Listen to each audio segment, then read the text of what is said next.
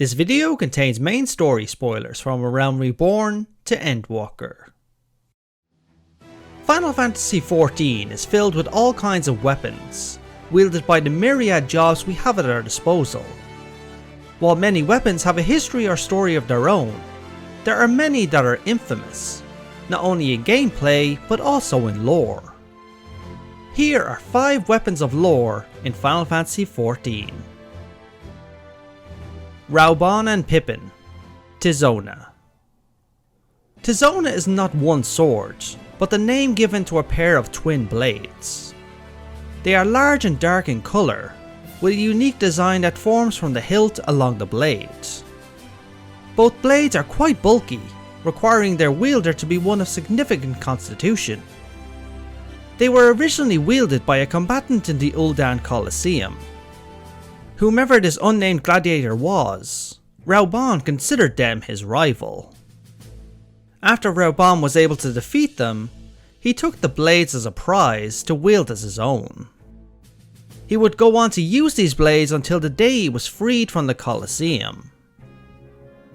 According to legend, Tizona was reforged from cursed blades.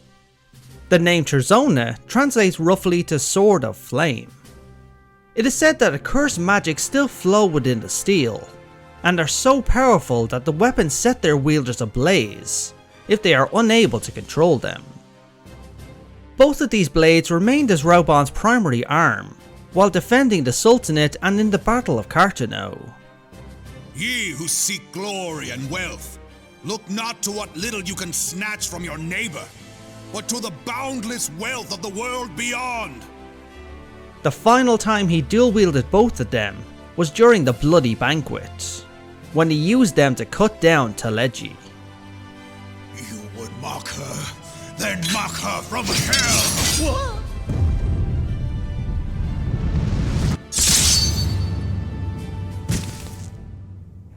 In his blind rage, Rahbahn sadly lost one of his arms in combat with Ilbert.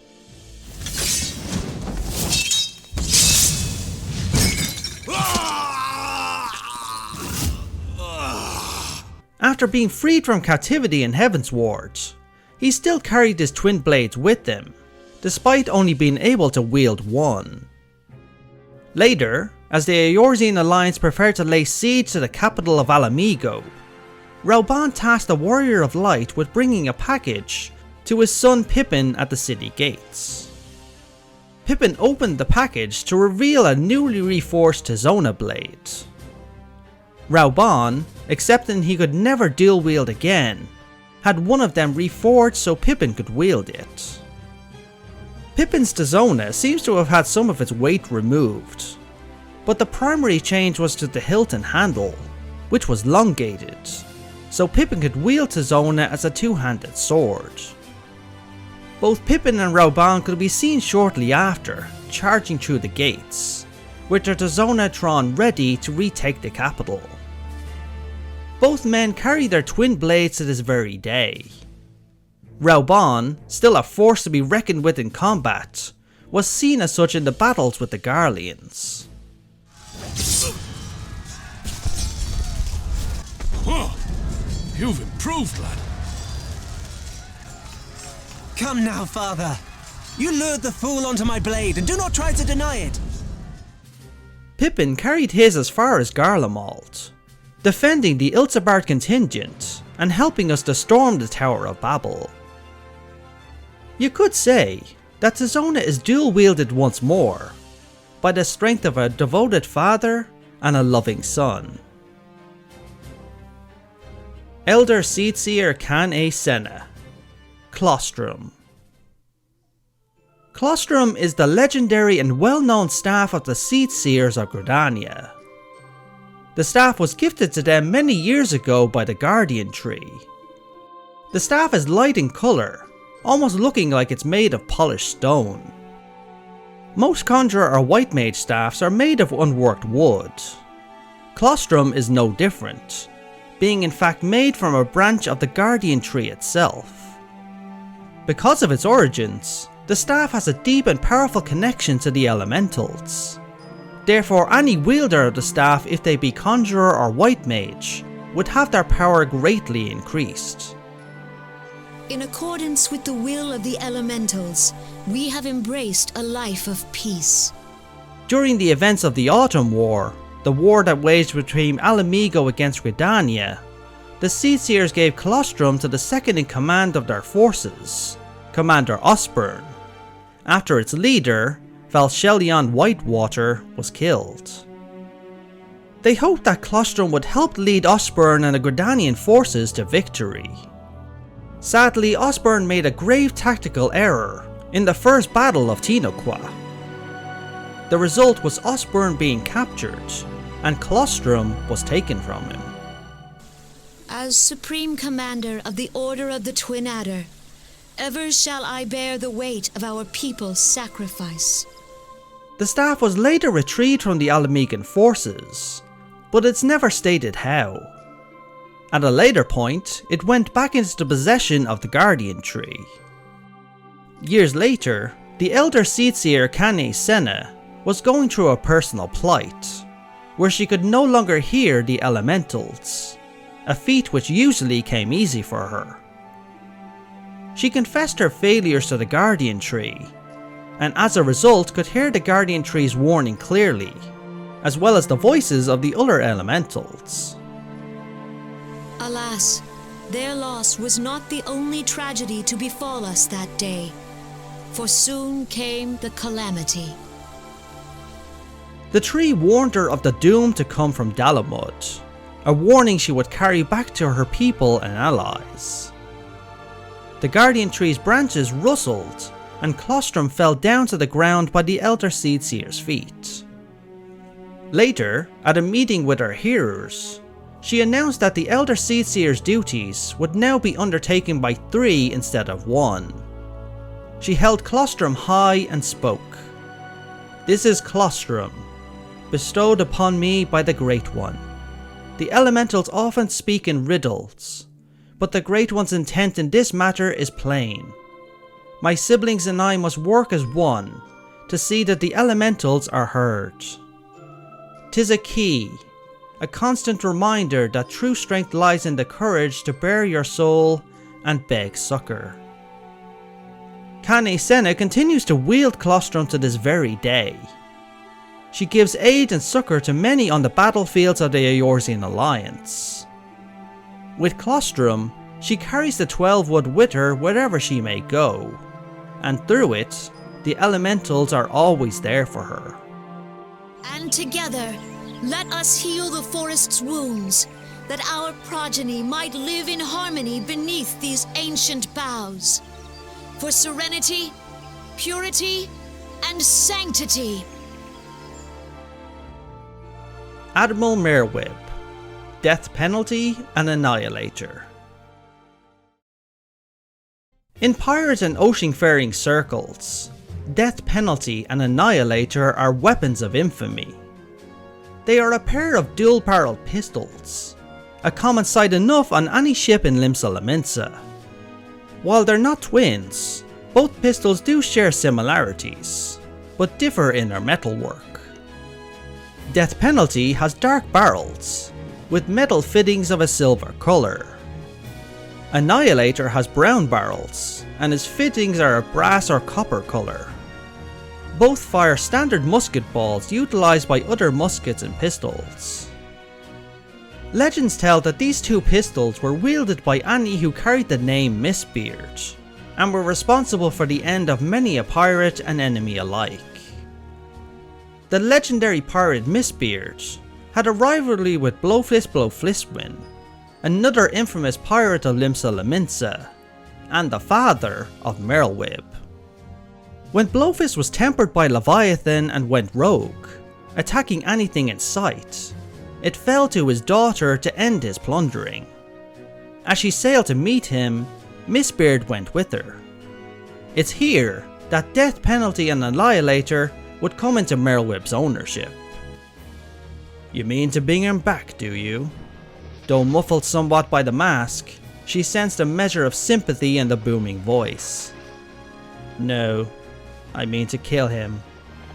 For a long moment, the gargantuan pirate regarded her in silence. And there I was thinking I'd have to knock some sense into you, he said at last. Here, take these. He brought forth 2 muskets and held them out to Merlwyb. Your guns. Yours now, if you will have them. I'd be a fool to refuse. But why? The sun is all but set on the age of us old buccaneers. Bluefist knew this as well as I. That's why you lead the bastards now. If you've a mind to do your duty, then let me help you see it done. Merlwyb had no idea if there was any love lost between Miss Beard and her father. Nevertheless, holding the twin muskets close to her chest, as the ship shook out into the black waters, she could not help but feel heartened by his words. She went on to use both pistols in a duel to the death with her father. In the end, it was death penalty that dealt the killing shot on Blowfist, setting the old-tempered pirate free at last. That is death penalty.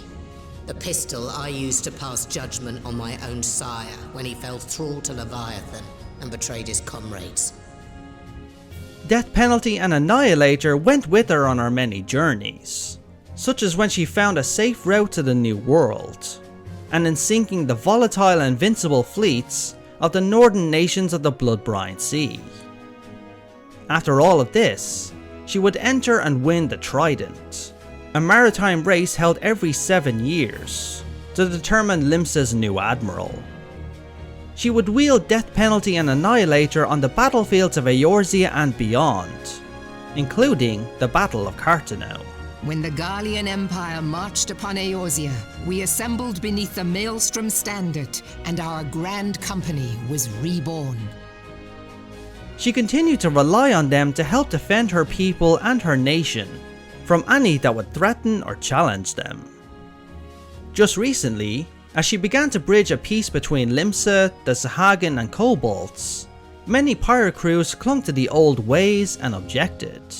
Look who's come crawling! Traitor! You can shove your peace!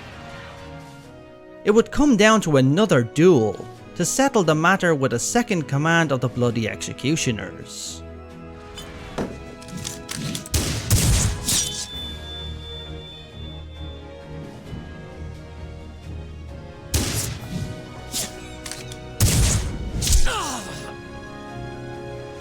Piracy has no place in our future.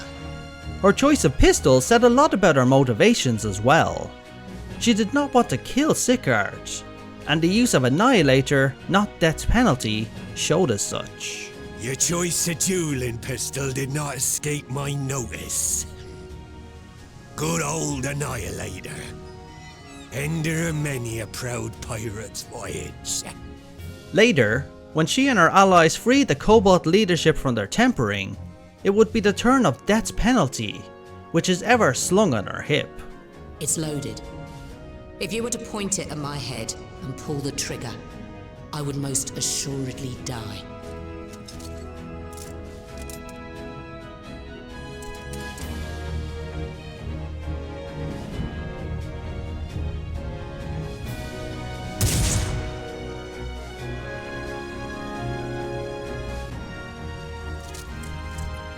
I thank you for affording us this chance.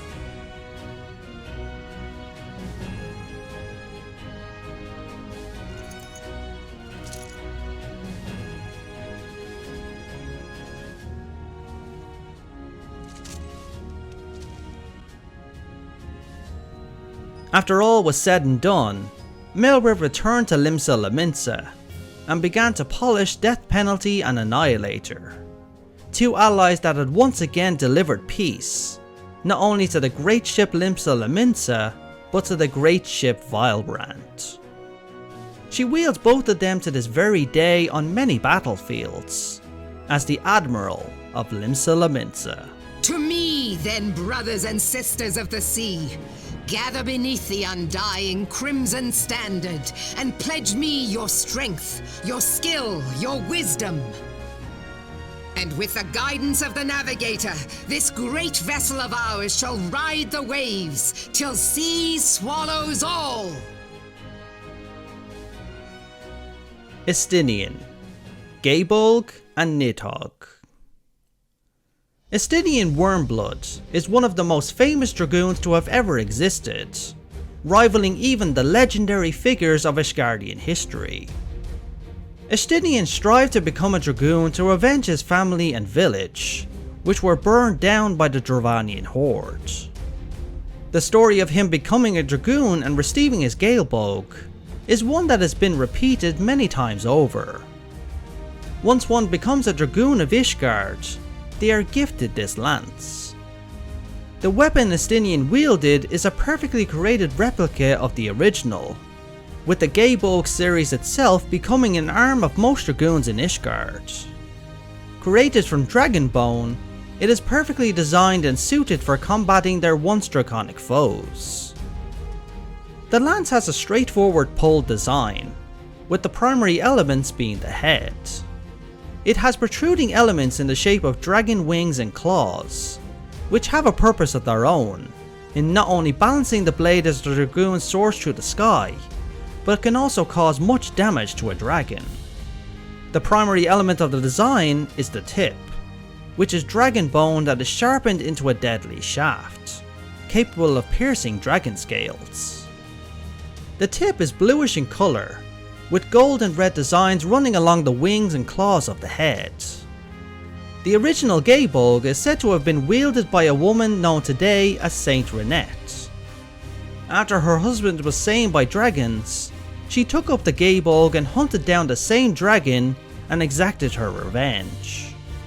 With the deed finally done, she plunged her spear into the ground where she stood, and left the life of a dragoon and battle behind. Estinien's Bolg might have been just another replica once, but it would soon become much more. Estinien would wield his lance throughout Heavensward, and used it to deliver the killing blow to Nidhogg in the Eyrie.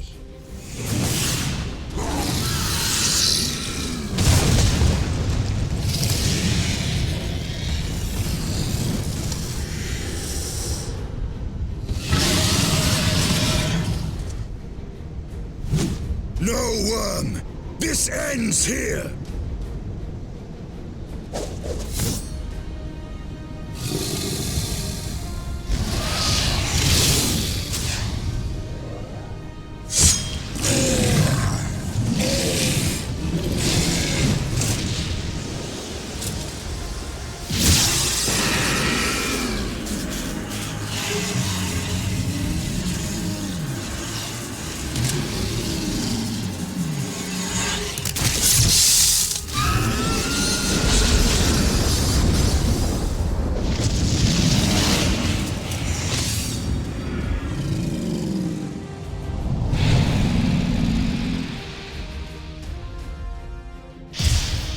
As he died, Nidhogg's blood spilled from his body and covered Estinien.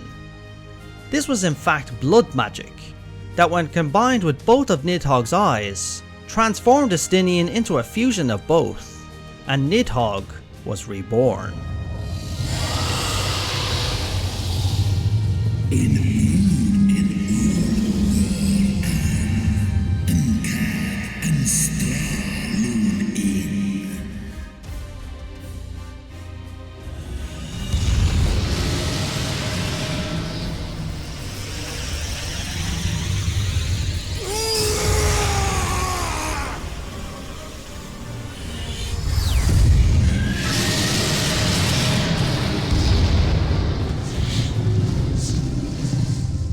Estinien's armour was warped and fused with the eyes, and Bolg, also covered in dragon's blood, would see itself transformed.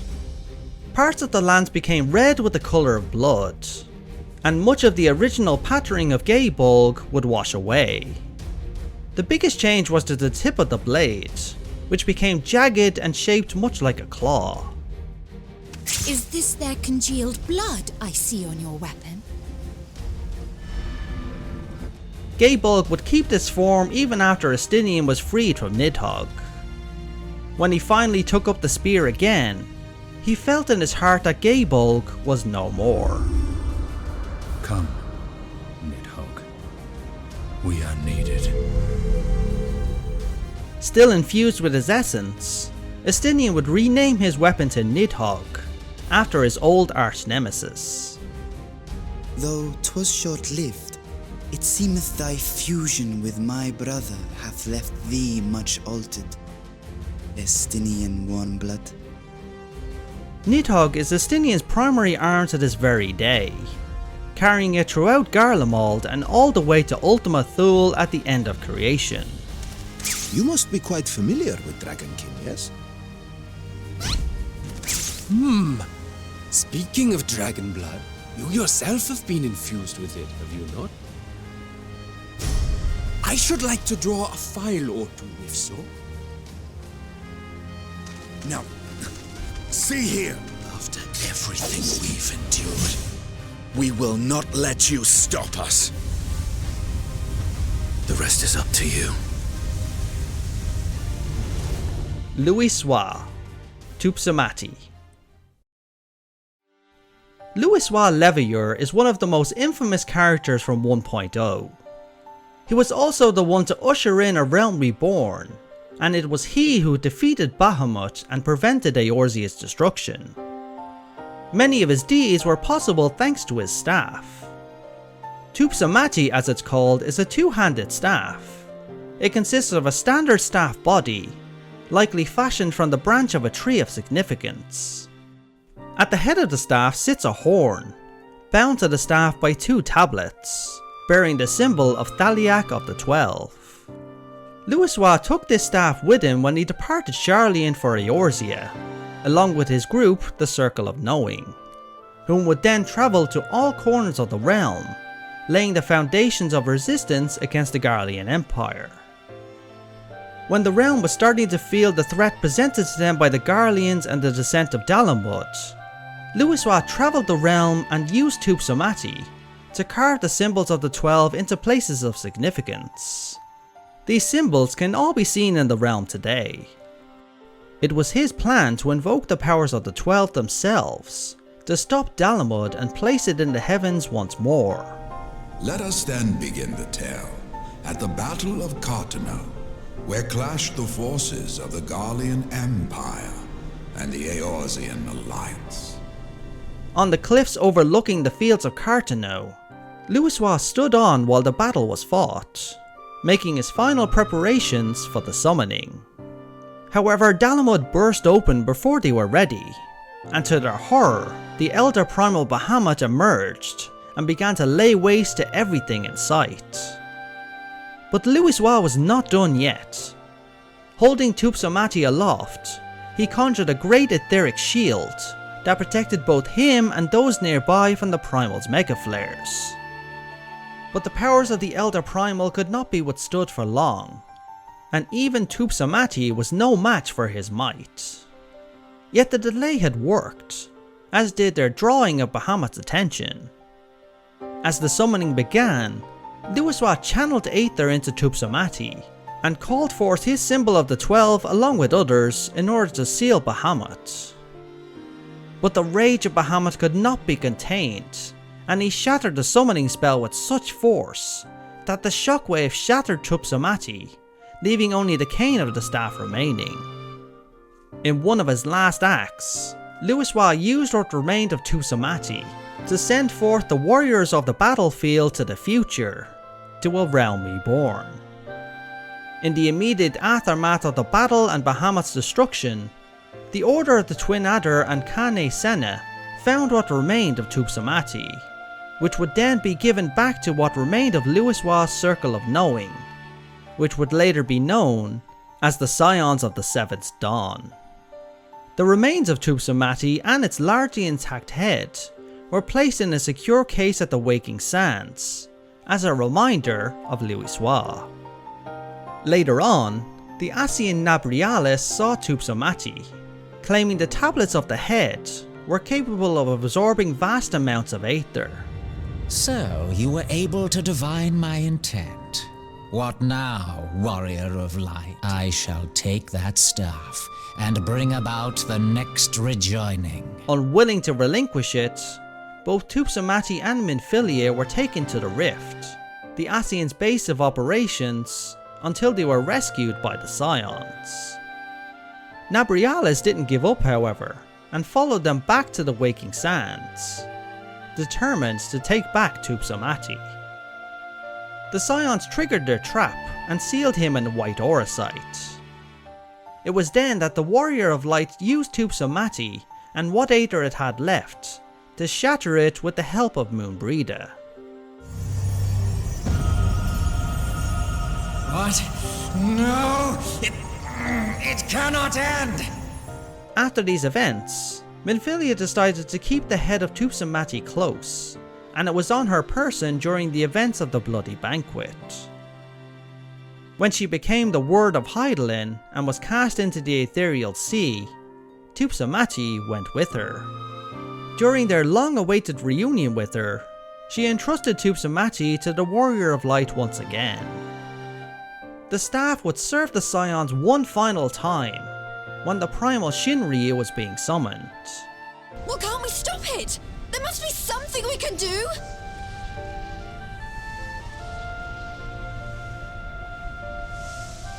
There is one thing. The Warrior of Light loaned Tupsimati to Papalimo, who then utilized the staff and all the Aether it had left, along with his own, to recreate the sealing spell that Louisoix channeled at Carteneau, and was successful in sealing Shinryu.